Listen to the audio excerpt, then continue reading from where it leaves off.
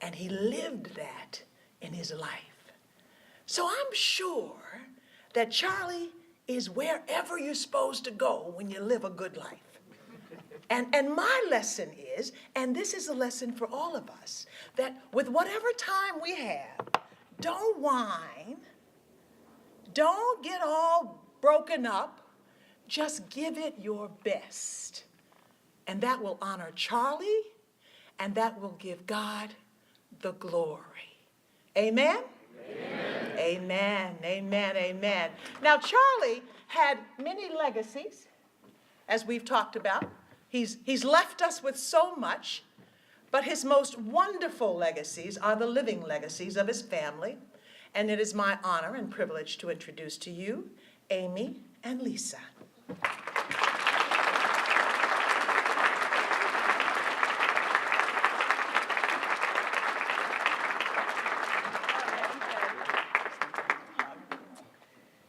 Whose idea was it for me to go after her? Oh my goodness. Good morning, everyone. Thank you so much for being here, all of you. It's so great to look out and see a packed house like this. It's great. For you veterans of 1170 Soldiers Field Road, you might remember me as the online connection during my dad's hospitalization in 2004, and more recently as his body began to fail him yet again. My mother, Linda, is heartbroken that she cannot be here today. For 51 years, there was nothing she wouldn't do for my father, but today her physical pain won't allow her to travel, so we'll all have to carry her with us in our hearts. Our family has been overwhelmed by the love and support we received over these past several weeks. I always knew my dad was a great guy, but to be honest, I don't think I had a full understanding of how great until he left us. The stories from old friends and colleagues started flooding my email box when the word went out that he was ending dialysis. And as I read these emails, I felt this overwhelming sense of pride. These stories about things my father had said or things he had done were stories I'd never heard before. Words of wisdom that Dad had passed along that changed how someone viewed their life, or an act of kindness that left such an impression that they recalled the story in such detail and with so much gratitude. His compassion, his courage, his sense of humor, pieces of him that I might have taken for granted were now being shared with me on a daily basis. I'd read these stories, smiling, with tears streaming down my face, and think, yeah, that sounds like Dad. These stories warmed my heart, and I will forever be grateful for them. These stories were a warm embrace from people, some of whom I'd never met, that made us feel so happy that his spirit was spread so far and so wide, and he would never be forgotten. I share a lot of traits with my father. I like to laugh. Laughter is a big part of our family. I like to make him laugh, and he liked to make fun of me, so he liked to laugh at me, too.